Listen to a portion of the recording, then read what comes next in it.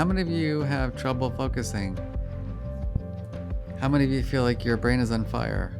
Some of the things are a little bit counterintuitive that I found that were really powerful. Try to figure out how to get things to bubble up, how to build grassroots, get people excited and take measured steps towards building. What's the implementation model that you've seen that seems to be effective? 20-minute window of silence. Everyone with their phones could practice whatever works for them. Am I supposed to just, in a board meeting, like stop everything and meditate? But that is the practice. That's exactly what you're trying to do. But the idea of the silence is that everyone could do what works for them.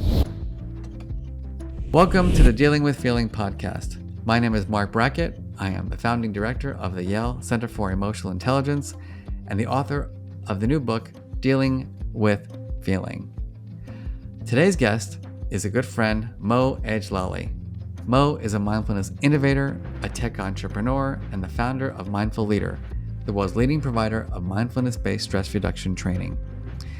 I've known Mo for about 10 years, and this year I'm excited because he and I are co-curating the Mindful Leader Conference in DC in late September. We spoke about the business of mindfulness, the origins of mindfulness, and the practice of mindfulness, including his new book called Open MBSR. I just love this episode, and I think you will too. Please share your comments about the episode, and also subscribe to our channel so that you can learn more about how to deal with your feelings. Welcome, Mo. Hey, Mark, good to see you. Good to see you too. Before we jump in to kind of having this rich conversation around your work, which is mindfulness and leadership and other things, can you give people just a quick background on who is this guy, Mo? Boy, a quick background. I'll do my best. Obviously there's the super long version, but the quick background. I was born in Iran, came to the U.S. when I was very young, grew up outside of Washington, D.C., went to school for computer engineering, entered the workforce during the .NET bubble, and was very fortunate to work with a bunch of companies, the Accentures of the world, Fair Isaac, Home Shopping Network, tons of different organizations. Eventually started my own company and didn't really have a solid approach to stress management, didn't really have a solid way of cultivating emotional intelligence. I remember someone asking me, have you heard of emotional intelligence? I think you could benefit from that. And of course, at that time, I thought I knew everything, thought I had everything figured out. The company grew very quickly. I was sort of a poster boy for Microsoft in this kind of tech ecosystem recruiting field, literally a poster boy. Like they had my face on posters across the DC area when they hosted their big worldwide partner conference. And the company collapsed. In that collapse, I realized there's a lot more I had to learn, started learning about mindfulness, emotional intelligence, and here I am. All right. And you are the founder and leader of Mindful Leader, which is an Yes. organization that does. Yes, thank you. So to bring it current, I'm the CEO, founder of Mindful Leader. Our mission is really to help people foster mindfulness and compassion in the workplace and beyond. We've been doing this almost 12 years now. And so really involved at the onset of the mindfulness revolution and sort of the tipping point when people, before people really started thinking of mindfulness as a normal term and things people would openly share and talk about. And when I got started, the idea of bringing mindfulness in the workplace was taboo. So sort of saw that whole shift in attitude and in terms of how people approach mindfulness and what folks are willing to say or do around it. Cool. So obviously, mindfulness has taken off. You can't go anywhere without seeing Mindful Mondays and, meditation centers galore, people studying, the product that you help to push out to the world, mindfulness-based stress reduction. And so before we jump into all the kind of details of that, what I'd love to know is, how do you define mindfulness? It's an excellent question because there is and I know how important the definition and words are to you. And so I appreciate that, because sometimes in the mindfulness world, there has been this attitude of ambiguity. And maybe there's some of that in sort of Eastern tradition where things could be a little bit ambiguous. And what I've seen, and even there's this talk of the map doesn't define the territory. So we need to be careful and understanding sometimes words don't connect. But I lean more in your direction, where we do need clear definitions, because through these clear definitions, we're able to unite around things as human beings and discuss and explore. So to give you the way that we approach, and it's a combination of a lot of the stuff other people have done. So none of this is original by any means, but the way that we pull it together is mindfulness is an innate human ability, right? So all of us have this ability to be mindful. It's really just a matter of being able to be in the present moment awareness without judgment. And so it's an innate human ability. We all have it. Different, it's cultivated in different ways through different cultures, through different wisdom traditions, but it's been around since mankind. Since brains have been in people's heads. Exactly. Yeah. So your very kind of clear, parsimonious definition is an innate ability that helps us to be in the present moment. Precisely. And you'll be familiar with this with your work, but there's this idea of state and trait, and that also applies to mindfulness. And so this idea that we could temporarily be in a state of mindfulness, but as we practice and cultivate the practice and really through repetition and integration, it becomes more of our sort of natural mode, and that's when it becomes more of a trait. Yeah, I appreciate that, because it's like emotion and mood, or emotion and personality. There's like momentary Exactly. emotions throughout the day. You can be attentive to those or not. And then there's kind of like, are you generally happy? Are you generally sad? Are you generally optimistic, and things like that? And so, I mean, I guess ultimately you would hope, or maybe I should say this with caution, that people strive to be mindful traded, for lack of a better way of saying it. Right. So the idea would be that it would become more innate. It would become more of our default sort of mode and mindset. All right. So just now we've gotten our definition down. All I could think about, because you're in the leadership space, and I've done a lot of work with big companies, whether it be pharmaceutical companies, tech companies, hedge funds. And, I'm sitting in the beautiful big office of the, one of the C-suite, executives. And they look at me, with contempt, not contentment, but contempt, trying to tell them that, they should integrate mindfulness practices or emotional intelligence. And so when you have that kind of executive say, like, you got to be kidding me, like, you want, you want people to meditate, you want people to be sitting around, on a cushion or whatever it is at work. Like, we work. How do you respond to that? I used to be one of those guys on the other side, so I completely understand. And there's definitely this sense of like, oh, it's a waste of time. It's woo woo, and that it kind of takes away from just the hardcore like metric and numbers and go go go. And so I completely understand. I came from the tech world where we're a bunch of engineers and math guys. This stuff is very foreign to us. So for me, and early on, what I noticed, and I think what even opened the door for the work that Mindful Leader does, is that there were organizations out there very early on doing this. In particular, the two kind of standouts, General Mills had a very early mindfulness leadership program that they launched, and Google started this thing, Search Inside Yourself. So often, it's easier to connect when you have these hyper competitive folks to have a competitor that's doing it that will sort of get them to open up to it. So saying Google does it at that time would get folks to sort of expand and think, oh, well, maybe there's something here. And then going into the practical benefits. And what I found, kind of looking at this from that engineering, from that sort of performance leadership perspective, is that mindfulness in a very fundamental way leads to self-awareness, and that opens up all sorts of things. But if I was to break it down, I think a very fair case could be made for clarity. And so it helps us with focus and seeing clearly. It helps us with creativity and sort of expanding beyond the noise and the everyday and the routine, to see things and have space to explore things in ways that we might not. I believe it helps tremendously with compassion, and compassion, when you make sort of more of a business case, that ability to relate with others and to inspire them, and really to connect Mm-hmm. in a deeper way. And so I think that all these are really fundamental. And you can make a case also for communication and all sorts of other ways. But I think, if just to summarize, like, you could look at leadership and what are the core things that leaders need in order to be successful long term, to build resilient organizations, sustainable organizations, and to look at it on the other side, you also have a workforce that's changing. You have younger people entering the workplace. You have folks that are looking for a different relationship with their supervisors, and with their connection to their work, with purpose and identity. And as organizations look to try to attract the top Mm-hmm. talent, and we all know the importance of good people in an organization when it comes to being able to execute and achieve things.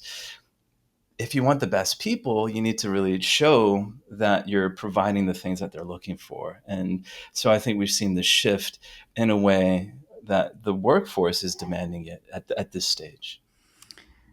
And so, one thing I want to, I come at this as a scientist mostly. I mean, I'm a practitioner of it. But in terms of, like, you could say that, 2 millennia of practices have demonstrated, this stuff works.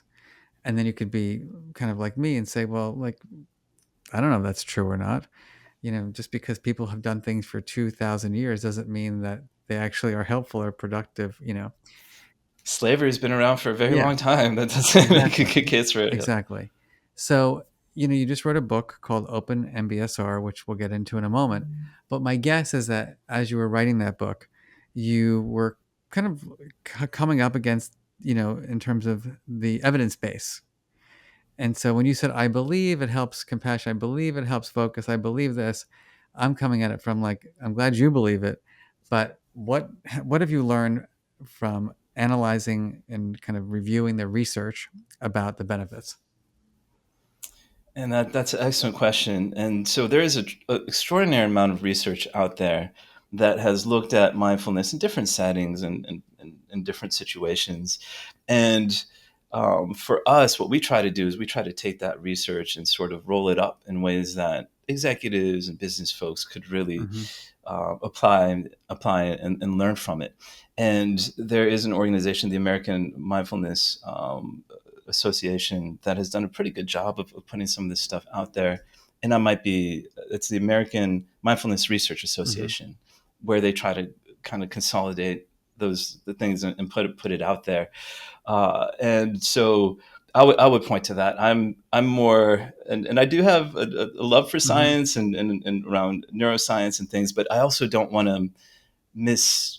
I kind of want to stay in my lane, Yeah, if that's fair to say. You know sure. what I mean? So I could point to the science and I could talk to it at a very high level, but there's folks that are much better Fair at enough. doing that, and they're folks that we invite and I collaborate with, talk with, and sort of try to pull as much from their minds as I can. But point is that you believe from whether it be that association or the research papers, that the evidence is strong enough that you feel confident enough to say what you said. Oh, Yeah. absolutely, absolutely. And in addition to that, I would say that on my own direct experience, and so research and all the incredible work that has been done is fantastic, but at the same time, I'm the kind of person that if it doesn't work for me, I'm not going to go try to get others Sure. to do it. And so for me, it had a profound impact, and I've seen the direct impact on others that we've worked with and that have taken programs with us and so Great. on. So let's get into, like, what does it look like? Because you talked about the outcomes, like when you're mindful or you engage in these practices, you're more creative, you're more focused, you're more present, etc. But now, you're coming to me. Imagine I'm as far from an executive CEO, in a for-profit company that you can get. But let's imagine you're trying to, employees are burning out. They don't feel heard. They don't feel seen. It's like kind of just a chaotic, kind of not very pleasant culture in a company. And you're coming in to talk with executives. What are you going to tell them that they should be doing specifically within an organization to cultivate mindfulness? Give me like 3 or 4 behavioral changes. Yes, and I know that there's sort of a nice kind of clippable answer to this, but it's much more complex, right? And so if you're in an organization or you see an organization where the culture is off, most likely the leader has something to Yeah. do with that, right? And so, so like step one, like you got to get the Yeah. leader kind of in the right direction, right? And so, but if you have a leader that's like, tell me what to do to my employees for the everyone else, Yeah. and not sort of self aware, then it won't go very Right. far. So I think the first step is to figure out how to really make sure that there's alignment with leadership around the idea of this work and the benefits around self-awareness. Hmm. And I think that might be the best entry. And, in terms of when Let people me think let me leadership, stop they're you for already one kind of sec. connected to it. So instead of, I'm making it too difficult for you. So let's, imagine I'm a leader who says, I've read the research. I am. There's nothing more important to me than making sure that this organization is one that engages in mindfulness practices, but I have no idea where to begin. Like, what do I like? Am I supposed to just in a board meeting, like stop everything and meditate? Am I supposed to like ring a bell in the hallway at 2 o'clock every day and everybody stops what they're Mm-hmm. doing? What do Mm-hmm. you recommend, or what have you noticed are the practices that in the real world, obviously there's the self practice, but I'm really curious from like organizational practices. What have you seen that people feel like they can do? Great, and I'd appreciate the clarification because that helps in the way that I could respond. So we've seen folks do all sorts of stuff. So with Mindful Leader, like we've seen case studies of all sorts of organizations, different sizes, different shapes over the last decade, and few people have had that kind of perspective. I kind of get this eagle eye view of all the different things people are doing, and some of the things are a little bit counterintuitive that I found that were really powerful. And so I'll give you just a couple examples. One, talking to a major auto manufacturer, and their CEO had a lot of interest in mindfulness, but and was tempted to, but resisted kind of coming in top down and saying, "Hey, here's a mindfulness program. I'm behind it. Let's all get behind it." Right. The reason being that often when it's top down, it could become something that is just a fad or Hmm. temporary, because we know leaders all the time have these ideas. They come in, they're like, Yeah, "Hey, let's do this," and booking then a month. like, and then afterwards they're like, "Oh," and they just drop it. There's also the danger of it becoming access to power. So if I'm the CEO and I'm like, "I want to meditate, let's all meditate," you might meditate simply like playing golf just to be close, right? It's not necessarily a commitment to the practice. And so one of the things that I found really and that fundamentally I agree with, and that I think is very important, is to try to figure out how to get things to bubble up, how to build grassroots, get people excited, and take measured steps towards building, so that what you don't have is all of a sudden a lot of money and something built very Hmm. quickly that lasts only a little while and then that collapses. I think what we've seen much more effective is often they'll start as a lot of these organizations will have employee affinity groups where Hmm. there's not a huge cost. It's very simple. You start, you could have an affinity group around people who love to read about emotional intelligence, right? Or you could have an affinity group of people who love to jog, and you could have a affinity group of people who want to practice mindfulness. And so taking that approach allows things to bubble up, allows there to be momentum, energy, Hmm. people who have a passion already around this to come together. And then once you have that, and I've seen this at major organizations, like some of the biggest programs out there were started by just an individual who had this deep passion and desire. And then that individual kept collaborating with management executives, but at the same time corralling Hmm. the community, corralling that more grassroots, and that tends to be the best approach, where you have a Right. bottom up without the top down sort of snuffing it out. Right. You got to be careful not to get snuffed out. All right. So I get that as a big picture, but now I want to get granular here. Can you give me Yes. the practices, like specific, like if they have an affinity group, what do these affinity groups tend to do? Or can you actually do company wide things? Like, what's the implementation model that you've seen that seems to be effective? Right. And I spent a lot of time consulting, and so when I hear implementation model, that's right up my avenue. And with every organization, obviously, it's different. You've got different cultures, you've got different leaders and goals and all sorts of things. But to set that all aside, often what happens is it starts as a drop in. Like we've seen a lot of these drop in sort of groups first begin. So you have like a drop in where people could find a time, a mindful Monday or Wednesday lunchtime. You drop in, and these are very low cost, low lift. It doesn't take a lot to do. In these drop-ins, there's different formats. Sometimes you'll have an individual who's guiding or leading a practice. Sometimes you'll have people playing recordings, and you'll have all sorts of different things.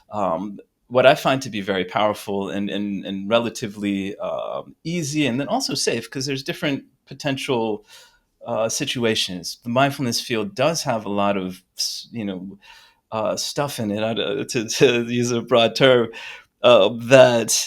that is suspicious, right? Mm-hmm. So people manifesting away COVID or using love and light to achieve different states of being, like things that could be acceptable in some Correct. workplaces, but could be legally liable in Yeah. others. So what I recommend is start with silence. Start with silence. There's no risk in silence. Mm-hmm. And I'm a huge believer in moving towards silence. And you could have a 20-minute silence session where individuals could listen to practice whatever they want, and so the organization isn't at risk. And so that's just an easy way to start with silence. What others So do, which is I let's think pause is there. also Let's wait. Let's stop there for a minute. So when you say start with silence, that means people might come into a room and you're just going to say, we're going to take a break, phones away, and we're just going to be still and observe sensations or what? yeah. So thank you for clarifying, because some people will not be ready for that. 20 minutes of silence could be very brutal. That's I'm Yeah, like sure you've experienced. after like And 3 minutes, you're so like, yeah, I'm yes, going to go crazy here. exactly. But what I'm suggesting is to have a 20-minute window of silence, so that everyone with their phones could practice whatever works for them. What that does, and it's probably, I mean, it's very important to also have an on ramp for beginners. So to have something, whatever it might be, that you point them to start with. And there's some really great meditations that you could find in some of the apps or on YouTube, and out there. So there's a large variety.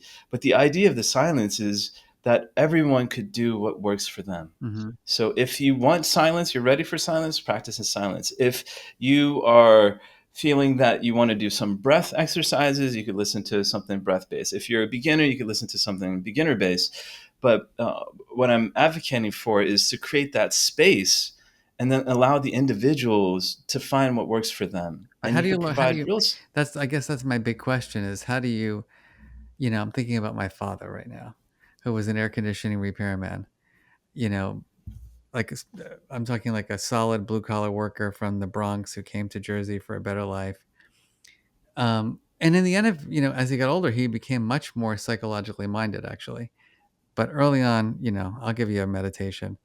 And so I'm curious what, because I'm the reason why I'm saying I'm asking this is because having been in the field now for 30 years, and even 40 years if you want to include my martial arts background, um, I've seen such variability in the way it's introduced. Right. So some people, for me, for example, because I'm a academic, I like hearing some of that academic stuff. That's okay. Now I believe it works. Some people, um, may not understand that because they don't have the background, and they're just willing. They just want some guru to tell them what to do. And then I've seen also, which drives me personally crazy, is when people become like yoga teacher, meditation voice people. And it's like, okay, everybody, it's time to be still. For me, that's a trigger. Mm, mhm. Just is. I don't, for whatever it is, it just feels performative and it drives me out of my mind. And so, anyway, my point in asking you this is entry, like entry level exercise. Great. And I've got more clarity. So what I was suggesting in terms of the silence and drop in was more of an Yeah. implementation way to get started with like no budget, with nothing. Like someone could start that in their Mm-hmm. organization tomorrow. They could go start an affinity group. Let's do drop in meditations. Let's have people come. We'll have silence. They could explore what they want on their own. Um, to advance off that, it is important to have introductory Yeah. lessons and courses, which I feel is where we're heading. Please. And what that does is it provides that on ramp and does it in a way that will get more momentum and more people to kind of feed into those drop in programs. Because you kind of need a regular thing that's going on that keeps the community, keeps the energy, keeps people excited about this. And you need ways for people to get on and experience it. So when it comes to introductory courses, and there's been some really great courses out there, we tend to really base things off of MBSR and now Open MBSR, because I believe it's just very important to have a framework and have a foundation in the science world. I know you're very familiar with sort of building off of other people's Yeah. work and sort of adapting kind of building off of things. And so instead of creating it ourselves or calling it the Mo mindfulness sort of technique, we're building off of MBSR is one of the most established programs, and I joke around, I say it's the best of the worst because I've got there's something wrong with everything out there for me, but it definitely, after looking, it was the best option of what's Mm-hmm. available now. So can Obviously, you I think that's MBSR define is that for better. everybody? Sure. So MBSR is mindfulness-based stress reduction. It's a program that was developed by John Kabat-Zinn at the University of Massachusetts in 1979. It's the most taught program in academic and healthcare settings, and one of the most vetted programs. And so it really is approached in a way that people in these different environments can practice mindfulness without feeling sort of that potential spiritual woo-woo or Mm-hmm. Buddhist sort of flavor to it. And so we recommend, and we're not the only ones, a lot of folks have built things off of MBSR and the mindfulness-based interventions that are out there, more scientifically vetted and research-based. And in these practices, there are simple ways to get people to experience things and to build them up.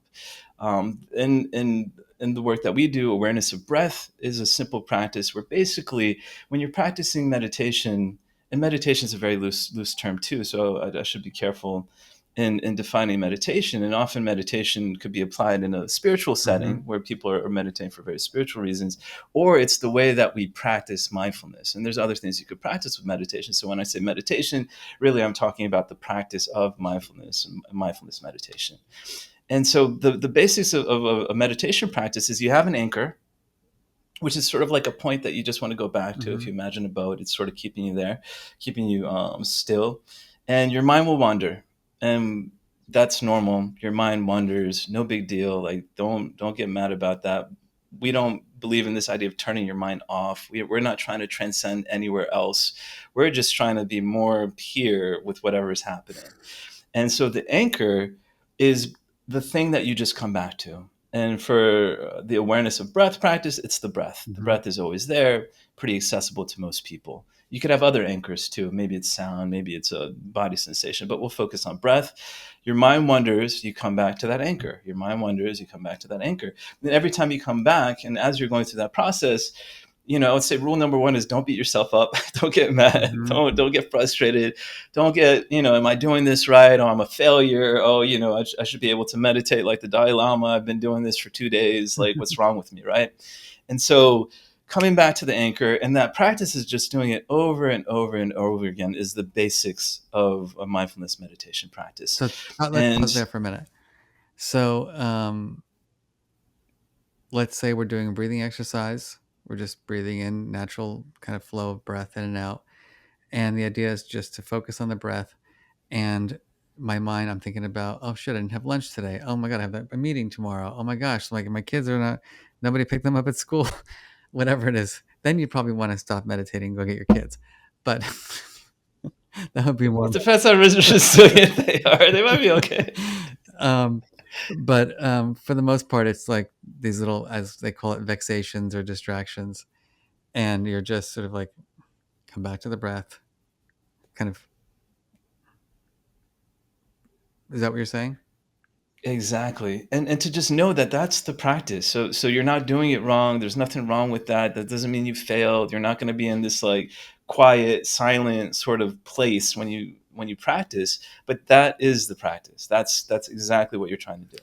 And so if you were consulting with a company and let's say you were, brought in as a guest speaker to talk about this, as I do these things all the time. And I ask this because in my work, which we incorporate mindfulness, but a lot of emotional intelligence skill building, and I have my tool, like the mood meter tool. And some people look at it and, oh my God, this guy's bringing me back to kindergarten. They immediately judge me as like, I'm the feelings guy and it's all fluffy duffy. And so And you've got those wonderful colors too. I know, but It- it's Crayola. And the and I've learned over the years how to open up my talks and position myself in a way that gets people to listen and be curious, as opposed to like, here's that Yale guy. Um, and so I'm wondering, imagine you're in a room with 50 people and you're just opening up a conversation. It's a New York City, rat race kind of organization, but there's so half the people in the room have like tried something before, half or like never even heard of it. How would you introduce it? What would be your opening? Like, imagine you're doing a pitch to the thousands of people that are going to listen to this. What would be your kind of first 2 minutes? right. So the first is understanding the audience. So I'm dealing with New York kind of city, high strung alpha overachievers. Then the next thought I would have in my mind is what are the pain Mm-hmm. points? And I'm just kind of walking you through my thought Sure. process here. And so I would kind of scan the room and see, do folks seem like they're enjoying life? Like that's the first thing that comes up. Like, are they, and then another question I might ask myself is like, why are they here? Right? Like, Mm-hmm. are they here out of their own volition, or did someone like force them to be here? Sometimes like like a lot of times the mindfulness programs, people they'll take like the most assholey being leaders and like shove them into Right. these programs. Either you breathe or you're And so fired. exactly. So, and I think you probably could tell this. I'm a bit of an overthinker, Yeah. but I've got Fine. to like kind of map it all out to get to the best possibility. And so, thinking their pain points, thinking like, why are they here, and then trying to figure out how to relate. So, I would say like taking those three elements and thinking, all right, I see someone. It looks like they haven't slept. They've been working way hard. I ask them a question like, "What do you do?" "Oh, I'm in the entertainment field or marketing field." Great, like to try to like first ask Mm-hmm. questions to sort of feel out the audience to understand what might actually work, like what how to get through. We're all so busy, we're all almost entrenched in our beliefs, and getting through that isn't easy, and I'm not going to pretend Mm-hmm. that it is. And so with this person I might ask, well, when have you felt most alive? When have you felt at your best level? And walk me through that. Like what was that Mm-hmm. like? What state of mind? Where do you get your best ideas? Oh, okay. So you're best when you rest well. You're best when you get your best ideas in the shower. Mm-hmm. Like you feel at your best when you take care of yourself and you're able to like show up for people and listen. And then kind of backing up, like, well, what happened to that? Like, how did you get Mm-hmm. here? Like, you've been there. Like, how did you get here?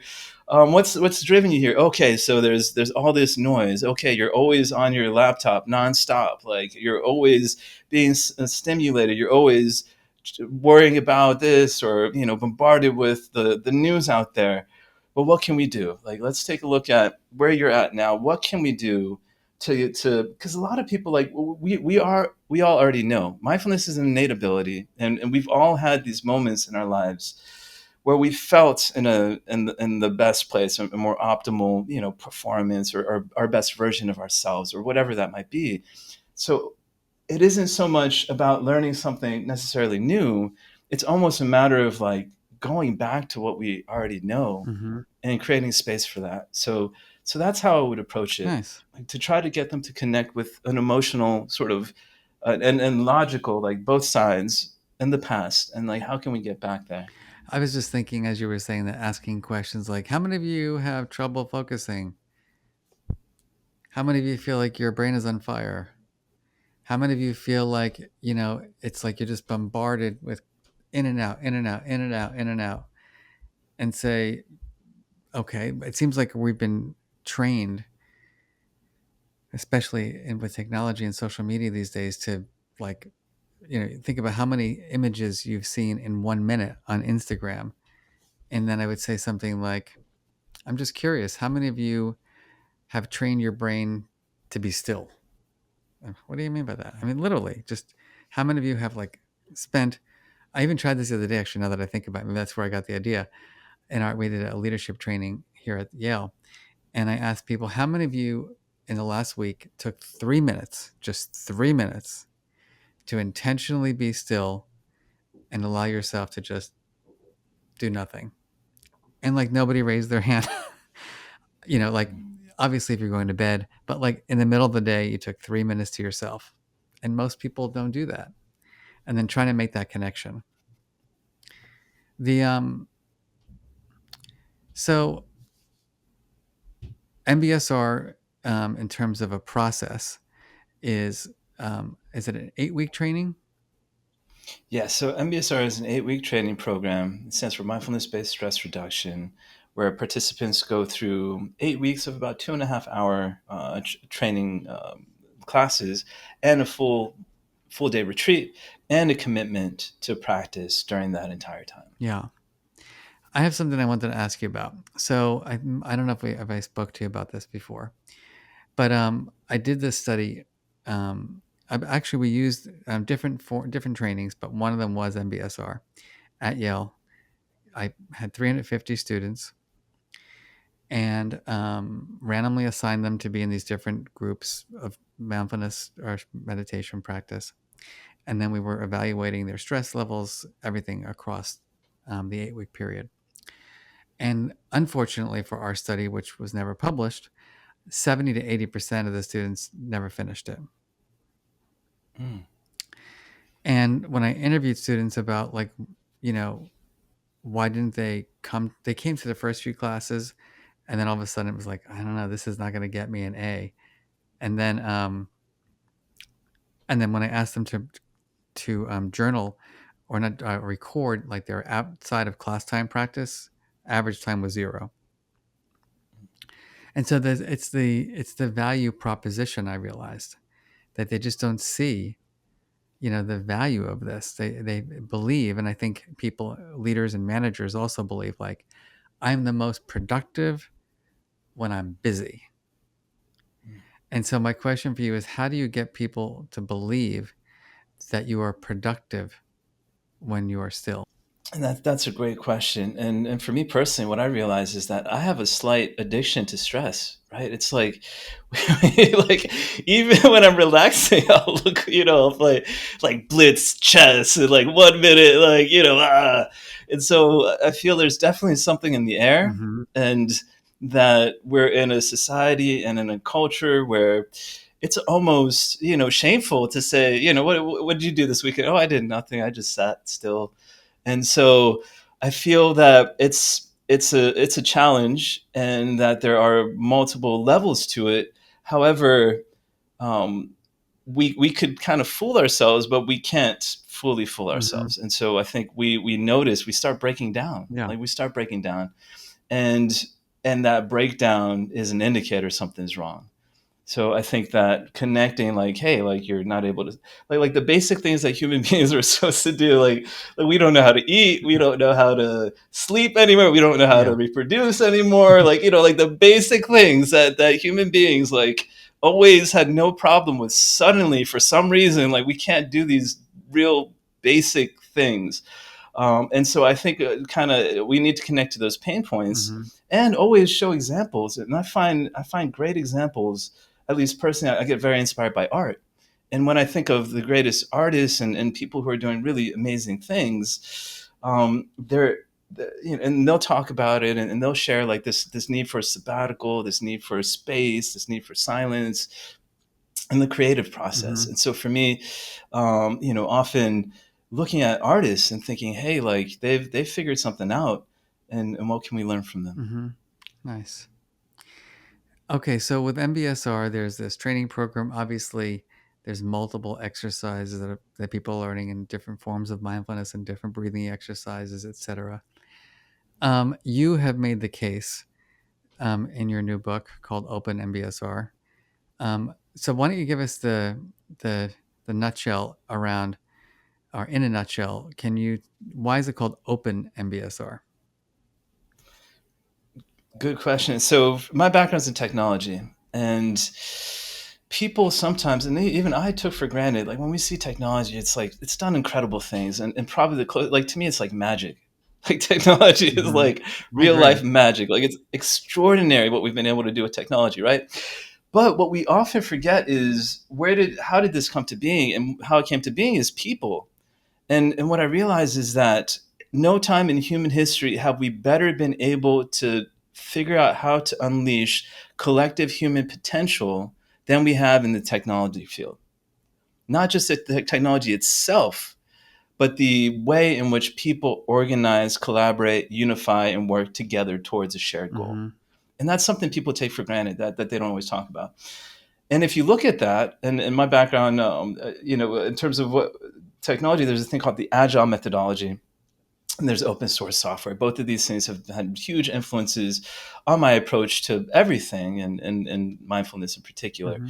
The agile methodology has changed the way people work. It's a framework that started around rapid software development that humanized the workplace and really tried to tap into individual, kind of picking people over process. And it was started by a small group. I think it was like 12 or 13 small organizations, tiny organizations, in a grassroots way. And now it's prolific. I mean, it doesn't matter if you're in tech or not. You probably have heard agile methodology, or some of the techniques there have worked their ways into how Mm-hmm. everyone's doing work everywhere. On the flip side, you have this thing, open source software. And open source started, the hippies started all sorts of great things. It's, started in like 60s and early on. And the idea was that a lot of folks in the computer world initially were hobbyists, and they were doing this out of passion. And they would build software, and initially people didn't see any value around software, and they would offer it freely and contribute to it. It's almost like I put my work out there. If you want, you could see what I'm doing and sort of pop open the hood. You could see everything. You could use it. You could contribute to it. And so you kind of create this real open, almost communal sort Mm-hmm. of atmosphere where people are sharing and working together in this beautiful way. And just like mindfulness, people at that time and for a very long time said, well, how can you compete? Like, how does this help perform? How does this work in, the real world, and with all this? And what happened over time, and still that debate kind of is going on with AI in particular right now, and this stuff really gets me excited. But the case has been made, and it's been proven that open source can take on kind of for-profit commercial IP. Like, you could have a group of people, and maybe another great example is Wikipedia. Wikipedia was sort of like this open source experiment that we saw Mm-hmm. blossom. And so the case study people look at is you had Microsoft with billions and billions of dollars creating Encarta. I don't know if you remember Encarta, but Mm-hmm. back then Encarta was the thing. It was like this online or software-based encyclopedia. And then you have Wikipedia that is just opening things up to everyone Mm-hmm. to contribute. And who won? Like the open source Wikipedia, the guys who figured out how to tap into collective intelligence, um, are the ones who were more successful and ultimately providing greater value and, Mm-hmm. and, and creating something sustainable. So based on all that, um, mindfulness has Buddhist roots, and most people are aware of that and able to talk to that. And it's been developed in a way that often there's sort of this proprietariness to it, where people will kind of go to the same foundation Mm-hmm. of Buddhist ideas and things, and then create their own little version, and then patent it, trademark it, put their stamp, charge. I heard like it's like blew my mind. Like I heard this is actually a researcher who had developed this whole mindfulness protocol. They're charging like $80,000 to train like 5 facilitators or something, Wow. like some ridiculous number. And so for me, like the idea of that is a bit absurd. And with Open MBSR, what we want to do is go back to the roots, acknowledge the Buddhist roots, acknowledge where a lot of this stuff came from, in an open, transparent way, and then to create a framework that takes what has been proven to work effectively in MBSR and allows sort of freedom and flexibility to challenge everything else. To create a framework that can apply to an 8-week program, but that might be applicable in other ways, and ultimately to make this truly community centric so that the community can contribute to it. Mm-hmm.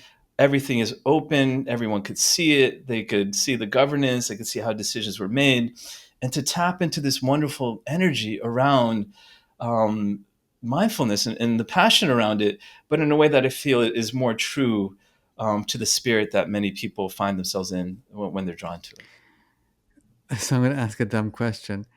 Is this like putting your whole training program, under the bus in terms of,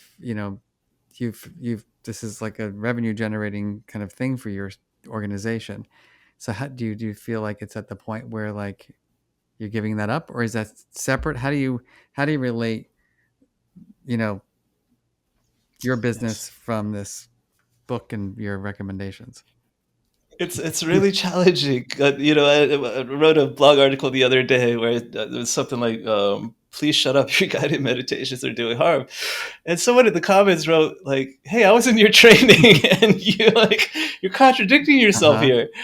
And so for me, my hopes are, and we're going through the process of updating our training and letting folks know, in particular with our certified workplace program, we've got 550 alumni bringing mindfulness to workplaces around the world. And so we're really focusing on updating that program. We do offer the 8-week MBSR program, and we have already, with MBSR, there already is a certain amount of latitude that teachers take, and there isn't necessarily really there's certain protocols and standards that are pretty set, but then there's some flexibility beyond that. And with our teachers, we've got the best MBSR teachers out there. They've taught more MBSR courses than anyone else has in the last 5 years, and maybe even more generally. And so working with them, we've already been moving towards some of the concepts of Open MBSR, and the MBSR program itself will have minor tweaks. And so Mm-hmm. you could teach MBSR in its current form in an open MBSR Mm-hmm. way without necessarily confusing folks. When it comes to our facilitator certification, on the other hand, we've got to go back and update that. And my hopes is, maybe I'm naive about this, but the fact that I'm willing to be critical of the things that we do, and quite possibly Mm-hmm. threatening our base revenue, income, and service, hopefully people will trust me. Yeah. Like if I'm willing to kind of stand up and say, hey, there's something wrong here, even though I'm I mean, like, our organization is the largest provider of MBSR. it does make me think though, in terms of, I don't know how I'm making this parallel, but it's like working out, like doing bicep curls and tricep extensions, and little whatever you're doing to build whatever muscle you're building. Like that's pretty much available to anyone everywhere. You can get free YouTube videos, millions of them. You could watch people at the gym. But some people want their personal trainer, and they want someone to help them and guide them through the process. And so and I'm trying to do the same for my own work, because the one thing I really hate is for finances to be a barrier to support people in their own well-being and mental health. And I could of course be, in our school-based work, just get paid a ton of money from private schools and support them and help kids who are elite or coming from that background, like, have more advantage. Or I could find a way to give access to this to people who probably need it the most. And it's a struggle because we have to make a living. We have people that have to build the content, they need to get paid. We want quality assurance stuff, you know. But my vision is that there is we provide as much as we can for free, and then get grants to help some people, and then other people can pay. Does that align with your thinking? In some ways, and definitely, and I feel like we both have just a shared passion to try to help people regardless of their Yeah. means, and probably because of similar upbringings in some ways, to just try to reach the people that we grew up around. And so, in some ways, and I think that for me, like there is this intention of like, how do we make this really accessible? How do we maintain the quality standards? But probably the one dimension that I'm also playing with is like, how do we unlock the creativity of the community itself to reach a point eventually? Like the grand vision is to reach a point where the community sustains itself.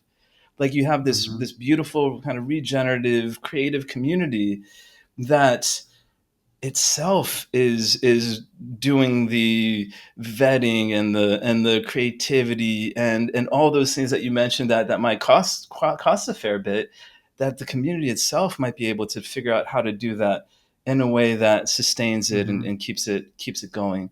um, and to do that is ambitious and I don't know if we'll pull it Yeah. off, but we're trying to. And it's in our work, sometimes we call it professional learning communities, you know um, but I think even they need somebody to facilitate, to keep them motivated, right? There's because those, everybody gets busy and they're distracted and shit happens, and then those communities, like this person moves there and that person goes there, and then one person has an affair with one other person or whatever. Mhm. um, it's interesting. So let's I want to just we have a little bit of time left, but we really haven't gotten to know Mo the person. So Mo, if you were to describe your childhood, sorry to do this to you, um, in terms of what you learned about mindfulness and emotional intelligence, what would you say were the messages around being mindful and the messages around being emotionally skilled growing up in your surroundings or in your household? Wow. So just what's going through my head is it felt like a war zone. Like I felt like I was in a war zone. And I mean, literally, the Iranian Revolution happened like a year after I was born, and so my family was dealing with literally like war zone stuff for a long time. So for me, it was almost, quite honestly, a survival mechanism, and I had to step away. Like I would sometimes lock myself in a closet or a bathroom, like just to get away. In the closet, I would read. In the bathroom, sometimes I would just run water and just like have this, ad hoc practice of just like trying to drain out all the noise Mm. and stuff that was around me to just give myself some peace of mind. And I think that in some ways, I became acutely aware of other people's sort of state and emotional state, and sort of it became really good at understanding, sort of picking up Hmm. on nonverbal cues. And so, I don't know if that answers your And question, part it but does, but what was so you it was a war zone. I hear you on that. But what would you say were like the the messages that were put in your brain around cultivating mindfulness? Was it valued, not valued? Is that like, what are you talking about in terms of having parents or family members who were modeling being mindful or emotionally intelligent? What do you think? You were kind of, now as an adult reflecting back, what did you learn about emotions and mindfulness in your life growing up? so and there were different phases, but I could say that I saw my parents, and in the Iranian culture, there is some, this deep like spiritualness, just like that's just kind of like comes through. And my aunt's husband, my uncle, would do this thing where at family gatherings, like he'd always read poetry, and I found that just really beautiful. And he just had this way of being, and he was a medical doctor, and so and put himself through that, and also he wrote a book where he translated Hafez from Farsi to Azari, which is like the Turkish the version of Turkish language that's spoken in Western Iran, where my dad's family's from. And I look up to him, like it was he would bring just like this different sort of feel to things, and I always appreciated that. Whereas, with my parents, it felt a lot more survival, and they went through their own Mm-hmm. journeys, and my dad became more religious and spiritual later in life, and in some ways that was good, in some ways that led to other things. Uh, and the Muslim tradition and religion, which I grew up, I'm atheist agnostic, but there was one thing that I really, and still, maybe there's a few things I appreciate, but this idea of like 5 times a day that you like pause whatever you're Mm-hmm. doing and you gather with other people to just contemplate things that are bigger than the everyday stuff Mm-hmm. that we're exposed to. So it took me a while to kind of think this through. Or I had to work through the war zone to get underneath It's okay. underneath it all. Oh, but yeah, that very much influenced me. Like this idea of just like taking a break from everything, like Mm-hmm. 5 times a day, or just even once a day, whatever that might look like, in community, uh, is very powerful. Nice. So I'm going to ask you now to imagine a world where Open MBSR is truly open, meaning that it's available, accessible. People see its value in terms of the practice. They're doing what they can to bring these practices to their everyday lives. And that is from like where my work is at in the schools, uh, to where your work is at, which is in organizations around the globe. What do you see different about the society, um, that has that as its reality? Wow. So in Open MBSR, I'm trying to do a few things. So I mentioned briefly like this idea of Buddhist entanglement, and I think that Buddhist entanglement has been a fundamental blocker in the ability for mindfulness to expand, to be honest in its promise, which for me Mm-hmm. is this idea of a secular practice that's inclusive of all beliefs, even political beliefs, religious beliefs, whatever it might be, in more of a humanistic way, bringing us together. In Open MBSR, we also have this element of dialectic thinking, which really, I feel, counters this extraordinary pull to polarization that we have right now. And mindfulness itself has an inherent kind of polarizing effect where we could kind of fall into this real sort of sensory mode of sort of in the moment. And obviously, as human beings, we've got bills to pay. We can't Mm-hmm. just like be in the moment all the time like a Buddhist monk might have practiced, right? So we have to make it work for modern context. And so we have this element of dialectic. And then the last thing we have is community, like community is at the core. And when I think about the problems that humanity is facing, and with AI and all the stuff that's happening, it's only going to get worse. We have a problem with distraction, so Mm-hmm. mindfulness helps with that. We have a problem with polarizations, dialectic thinking helps with that. And we have a loneliness epidemic, and community helps with that. And so with Open MBSR, the attempt is to address what I believe are three of the most fundamental problems that humanity's, and these have been, and there's all sorts of work out there showing how all these things are compounding and Mm-hmm. getting worse. I feel like we're heading towards a mental health tsunami, and that healthcare is not gonna fix it. The healthcare system is not gonna. Mm-hmm. It needs its fixing. I don't think the rich and elite, and even though some of our friends are within that, there are some wonderful people there, and some not so much. They're not going to fix it, and so we've got to figure out how to fix it and enable people to fix it themselves. And that's what I'm hoping for. Like that Open MBSR will really create this communal, collaborative um, uh, atmosphere, an ecosystem where people are using it and building off Mm-hmm. of it and doing all sorts of cool stuff and uniting around it. And that will result in what? Ultimately, I feel our ability to I think there's a survival element. Part of me is worried about just our fundamental survival in an age of AI, climate change, everything else that's going on. We need to be level headed. Like we need to not get carried away or tempted by all the noise and the distractions, manipulation, and all the other things that are happening out there.